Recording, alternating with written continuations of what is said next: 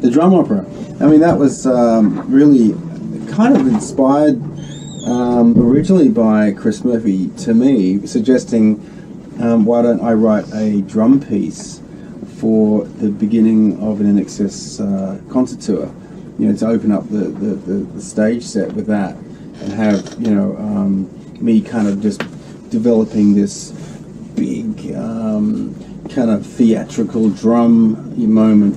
I mean, there's always such a big part of the drum sound in INXS, and generally in lots of rock music. Obviously drums are a central part of that. And to sort of start the show with this big kind of building kind of suspense, really high suspense drum thing was where it started from, and from there decided to go in the studio and record it.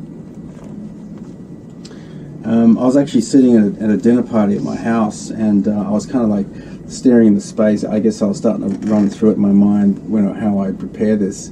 And I remember Kerry, my wife, looking over, sort of nudging me like, come back. We were trying to have dinner, And that was the point where I decided, look, I'm going to go in the studio and record this thing. And we'll call it the drum opera, just as a working title. And the next day, basically went straight in the studio and just put it down. I noticed that it features the three Farriss brothers. And was that deliberate? Is it? What ended up happening with the recording of the drum opera was, I ended up doing it all simply because I had the image in my mind and in my head of how I wanted it to sound, and it basically played all the parts and wrote it right there on the spot, with the intention of giving some of the parts to Andrew and Tim to play on stage. But what ended up happening was, the original recording was about 5.5 minutes long, so it was quite long, and it was too long, but it was really perfect sort of length for stage for a performance on stage.